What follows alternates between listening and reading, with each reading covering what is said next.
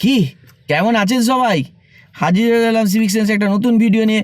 আর আজকের ভিডিও আমি আপনাদের বলবো কেন আমি টাটা পাঞ্চ না কিনে টাটা আল্ট্রোজ কিনলাম। দেখুন, আমার এই গাড়িটা কিনেছি আমি 2022 সালে, শেষের দিকে, একদম লাস্টের দিকে, ডিসেম্বরের পারচেস। তো সেই সময় পাঞ্চের যা ভ্যারিয়েন্ট ছিল এবং অল্টোজের যা ভ্যারিয়েন্ট ছিল এবং যা যা ফিচার্স আসতো আজকের দিনের সঙ্গে মেলানো যাবে না, অনেকটাই ডিফারেন্স আছে।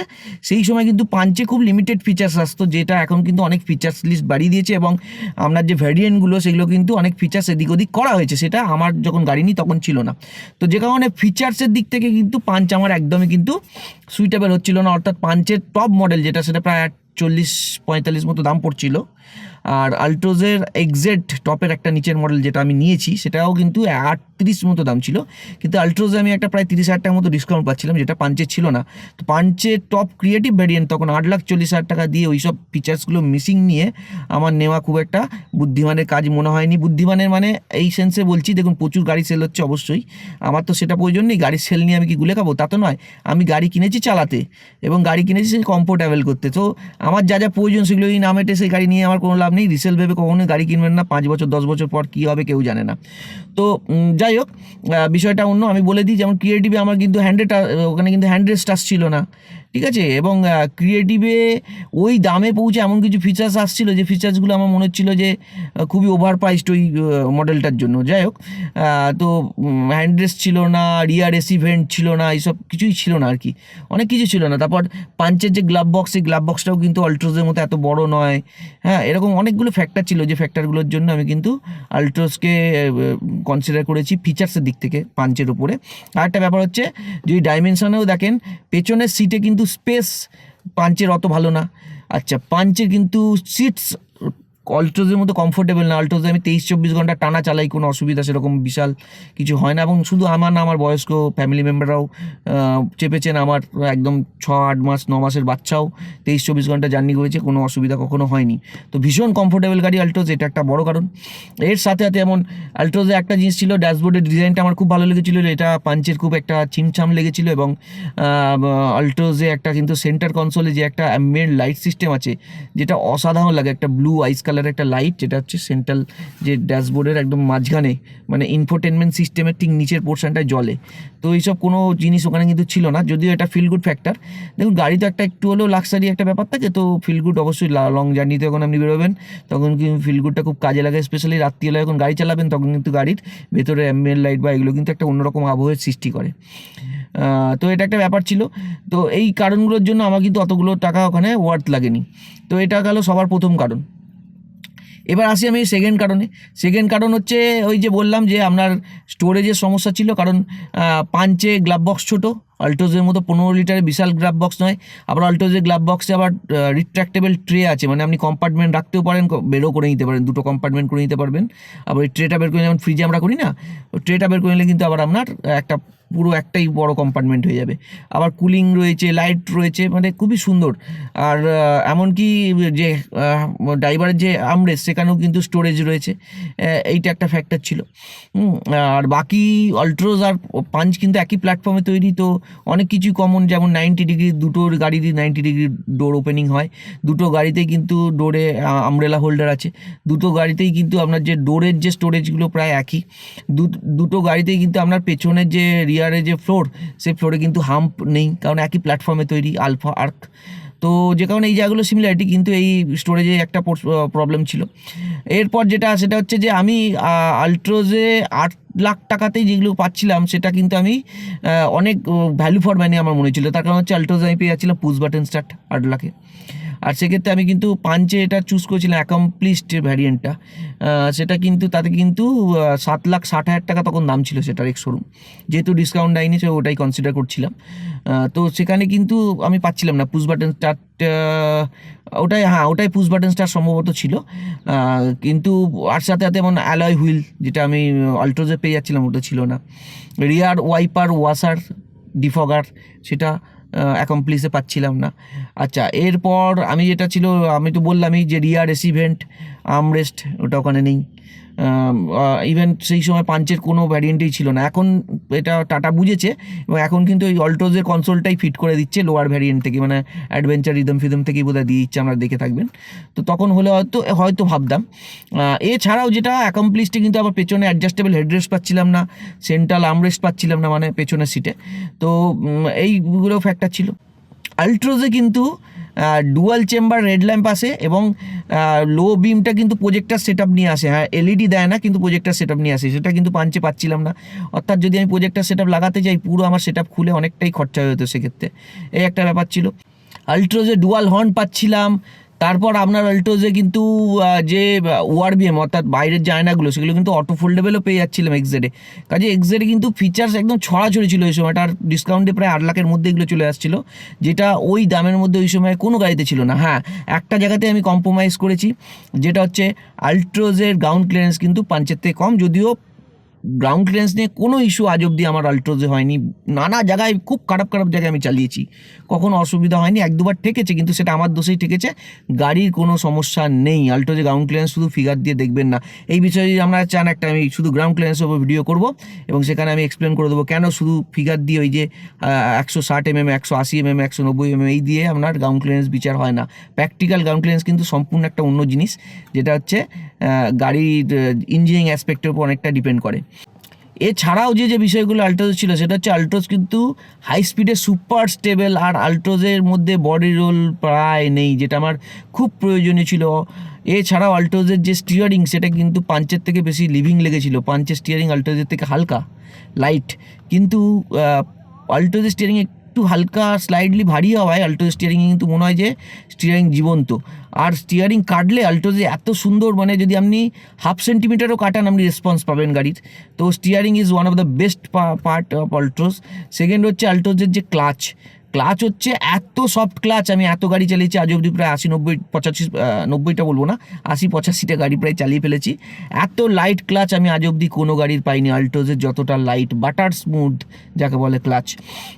তো এটাও একটা ফ্যাক্টর ছিল, যে কারণে আমি মুম্বাইয়ের মতো সিটিতে একদম, যেখানে মানে একদম কী বলবো, বাম্পার টু বাম্পার ট্রাফিকে 3-4 ঘন্টা চালিয়েও কখনো পায়ে ব্যথা আমার হয়নি, যেহেতু ক্লাচ খুব লাইট, পায়ের ওয়েটেই ক্লাচ দেবে যায়। এছাড়া আল্ট্রোজে কিন্তু পাঞ্চের থেকে বুট স্পেস বেশি। অনেকে বলবেন এই আবার কি বলছি, পাঞ্চে তো 360 বা 361 এরকম কিছু একটা বুট স্পেস পাওয়া যায়, আল্ট্রোজে এটা মাত্র 345। কিন্তু একটা তফাৎ আছে, অ্যাকচুয়ালি পাঞ্চ লেটেস্ট গাড়ি 2021-এ এসছে।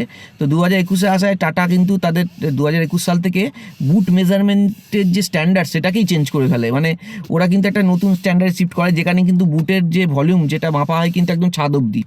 আর আল্ট্রোজ 2020-তে লঞ্চ করেছিল, তখন কিন্তু ছাদ অবধি মাপা হতো না, তখন পার্সেল ট্রে অবধি মাপা হতো। অর্থাৎ বুঝতেই পারছেন যে পাঞ্চের 360 না 61 যেটা বলছে সেটা কিন্তু একদম ছাদ অবধি। অ্যাকচুয়ালি পাঞ্চের যদি আপনি বুট স্পেস দেখেন, যেটা 309 লিটার সম্ভবত, যদি আমি পার্সেল ট্রে অবধি মাপি। আর আপনি সেটা বুঝতেও পারবেন, দুটো গাড়ি পাশাপাশি দাঁড়ালে আপনি দেখলে বুঝতে পারবেন যে পাঞ্চের যে বুট স্পেস আছে সেটা কিন্তু আল্ট্রোজের থেকে একটু কম মানে চওড়ায় একটু কম, ডিপ একই রকম, চওড়া একটু কম। এছাড়া যেটা আমার খুব অ্যাডভান্টেজেস লেগেছিল সেটা হচ্ছে পাঞ্চের থেকে কিন্তু আল্ট্রোজের সিটিং খুব কমফোর্টেবল লেগেছিল। পাঞ্চের সিটিং কিন্তু একটু হার্ড, আর পাঞ্চের পেছনের সিটে কিন্তু ভালো রকম বডি রোল আছে, যেটা কিন্তু মানে আল্ট্রোজের তুলনায় বডি রোল ভালো রকম, মানে প্রচুর বডি রোল ভাববেন না, পাঞ্চের কিন্তু ওই সেগমেন্টে গাড়ির তুলনায় সবথেকে কম বডি রোল, কিন্তু আল্ট্রোজের তুলনায় দেখতে গেলে ভালো বডি রোল আছে। তো যে কারণে ওটা একটা বড় কারণ ছিল, কারণ লং ডিস্টেন্স ট্রাভেলে বডি রোলটা খুব ফ্যাক্টর করে, শরীর কিন্তু খুব টায়ার্ড হয়ে যায়। যারা স্পেশালি পেছনে বসে যারা যাত্রা করেন তারা কিন্তু খুব তাড়াতাড়ি টায়ার্ড হয়ে যান। পাঞ্চের রাইড একটু বেশি কমফোর্টেবল আল্ট্রোজের থেকে। স্লো স্পিডে আল্ট্রোজ খারাপ রাস্তায় একটু খারাপ লাগে, খুব মানে একটু মনে হয় যেন একটু ভেতরে একটু ফিল হয়, কারণ হচ্ছে আল্ট্রোজের যে সাসপেনশন একটু হার্ড সাইডে টিউন করা, যেটা পাঞ্চে একটু সফট, যে কারণে পাঞ্চে একটু কমফোর্টেবল। কিন্তু এইটাই আবার অল্ট্রোজের সাপে বর। অল্ট্রোজ কিন্তু এই কারণে রাইড কোয়ালিটি তুক্ষর রাইড কোয়ালিটি, মানে হাইওয়েতে গাড়ি পুরো চিপকে যায়। এক তো লো গ্রাউন্ড ক্লিয়ারেন্স, সেকেন্ড হচ্ছে হেভি ওয়েট গাড়ি, আর থার্ড হচ্ছে এই যে সাসপেনশন, এই তিনটের যে জুটি, এই তিনটের জুটির সঙ্গে একই সঙ্গে এর সঙ্গে কিন্তু আবার 16 ইঞ্চির যে 190 95 সেকশনের টায়ার যেটা তখন আসতো, এখন চেঞ্জ করে দিয়েছে, সেটা কিন্তু গ্রিপ অসাধারণ গ্রিপ। তো এই সব মিলিয়ে একটা মানে জম্পেস প্যাকেজ হয়ে যেত হাইওয়েতে। আল্ট্রোজ ইজ হাইওয়ে কিং। এর অপর বলবো যেটা পাঞ্চে যেটা হয় 60 কিলোমিটার পর্যন্ত পাঞ্চে কিন্তু খুব ভালো আপনার pick up, specially initial pick up পাঞ্চের খুব ভালো। কিন্তু 60 কিলোমিটারের উপরে যখন আপনি পিক আপ নেবেন তখন কিন্তু পাঞ্চ কিন্তু ল্যাথার্জিক হয়ে যায়, যেটা কিন্তু অল্টোজের টোটালি উল্টো। অল্টোজ কিন্তু একবার 70-75 স্পিড পেরোলে তারপর কিন্তু অল্টোজ যে যতই বলুক টাটার রেবর্টন ইঞ্জিন একটু ল্যাগি বা তারা কিন্তু এই হাই আরপিএমে কিন্তু রেবর্টন ইঞ্জিনকে চালাননি, স্পেশালি আল্ট্রোজের ইঞ্জিন কিন্তু 2500 আরপিএমের ওপর জাস্ট রকেট হয়ে যায়, যে কোনো গাড়িকে পার করে যাওয়ার ক্ষমতা রাখে। এটা বহুবার করেছি, আমি চেক করে দেখেছি এবং এটা পরীক্ষিত, এখনও আমি জাস্ট ফেনোমেনাল। তো হাইওয়ে কিং আল্ট্রোজ। আর একটা সত্যি কথা বলতে গেলে লং ড্রাইভে কিন্তু 90 থেকে 95%ই হাইওয়ে বা এক্সপ্রেসওয়ে ড্রাইভ থাকে, কাজেই ওই জায়গাটাকেই বেশি আমি গুরুত্ব দিয়েছি। হ্যাঁ, গ্রাউন্ড ক্লিয়ারেন্সে একটা আমার চিন্তা ছিল, কিন্তু সেটা আমি দেখলাম কোনো ফ্যাক্টর নয়, বিশাল কোনো ফ্যাক্টর না, কারণ আমি এটা নিয়ে কখনোই বিশাল কোনো অফরোডিং করবো ভাবি না। এবং ওই এমন কোনো নেই যেখানে আমি খাদে না, আমি চিনুড়ি পাথর বোল্ডারের উপর দিয়ে চালাচ্ছি, সেখানে তো পাঞ্চও যাবে না। সেই সব জায়গায় আমরা থার বা টিপিক্যাল অফরোডার যে গাড়িগুলো, সেই গাড়িগুলোকে নিয়ে যেতে হবে। তো সেদিক থেকে দেখতে গেলে এই একমাত্র নেগেটিভ অর্থাৎ পাঞ্চের তুলনায় সেটা কিন্তু অল্ট্রোজে এইটাই যে গ্রাউন্ড ক্লিয়ারেন্স, বাকি সব ফ্যাক্টরি কিন্তু পাঞ্চের থেকে কিন্তু অল্ট্রোজ এগিয়ে আছে। তো সেই সব তুল্যমূল্য বিচার করেই কিন্তু আমি আলটিমেটলি পাঞ্চ না নিয়ে আমি কিন্তু আল্ট্রোজের দিকে এসেছি। হ্যাঁ, যদি পাঞ্চের ক্রিয়েটিভ মডেলটা হয়তো আমি নিতাম, তাহলে কিন্তু পাঞ্চের ক্রিয়েটিভ মডেলটা নিলে হয়তো কিছুটা কম্প্যারিজনের জায়গায় আসতো, কারণ অনেক কিছু ফিচার্সই ওখানে আমি পেয়ে যাচ্ছিলাম যেটা আল্ট্রোজের সঙ্গেই অ্যাট পার। কিন্তু তবুও এই যে গাড়ি চলতে কেমন, এই ফ্যাক্টরগুলো খুব একটা গুরুত্বপূর্ণ হয়ে ওঠে। আর এর সাথে সাথে যেটা ব্যাপার সেটা হচ্ছে প্রাইস। পাঞ্চের যে প্রাইসটা, টপ মডেল ক্রিয়েটিভের প্রাইসটা 8-এর নিচে হলে আমার মনে হয় যে সেটা খুবই ভ্যালু ফর মানি হতো সেই সময়। এখন যেমন হয়ে গেছে, খুব সুন্দরভাবেই অর্গানাইজ করে দিয়েছে আপনাকে, মানে ফিচার ডিস্ট্রিবিউশন খুব ভালো হয়ে গেছে, এটা আগে ছিল না। তো আশা করি বুঝতে পারলেন যে আমি কেন পাঞ্চ ছেড়ে আল্ট্রোজ নিলাম, কারণ আমার পাঞ্চ আর আল্ট্রোজ দুটোই কিন্তু আমার একদম টপ মোস্ট প্রায়োরিটিতে ছিল। আর এই দুটো গাড়ি কিন্তু আমি যখন ব্যাক টু ব্যাক চালালাম তখনই আমার কাছে দুটোর মধ্যে ডিফারেন্সটা খুব স্পষ্ট হয়ে গেল। আর তার উপর আমি একটু ফিচার রিচ গাড়িও চেয়েছিলাম, যখন আমি দেখলাম যে অ্যাকমপ্লিশ আমি অনেক কিছু গুরুত্বপূর্ণ ফিচার যেগুলো মিস হয়ে যাচ্ছে, তো তারপর আমি সেকেন্ড টাইম ভাবিনি অল্টোজ নেবার জন্য। এবং অল্টোজ নিয়ে আমার 2 বছর হয়ে গেছে ওনারশিপ, এবং ওনারশিপ নিয়ে আমি যথেষ্ট খুশি। সেই ওনারশিপ এক্সপিরিয়েন্সও একটা আপনাদের জানাবো। আশা করি আপনাদের এই ভিডিও থেকে ক্লিয়ার হলো, কারণ অনেকেই পাঞ্চ আর অল্টোজ নিতে গিয়ে অনেকের মধ্যে একটা কনফিউশন তৈরি হয়। আবার একটা বলছি, পাঞ্চে কিন্তু একটা ব্যাপার আছে, এটা এসইউভি টাইপের ফিল পাবেন, উঁচুতে বসে আছেন, বনেট দেখতে পাচ্ছেন, সেটা অল্টোজে পাবেন না। অল্টোজে উল্টো ফিল পাবেন, স্পোর্টি ফিল পাবেন, মানে আপনার মনে হবে কোনো রেসিং গাড়ি চালাচ্ছেন, নিচে বসে আছেন, হ্যাঁ, চিপকে চলছে গাড়ি, ঠিক আছে, স্পিড তুলে মজা পাবেন, হ্যান্ডলিং করে মজা পাবেন, তুখোর হ্যান্ডলিং।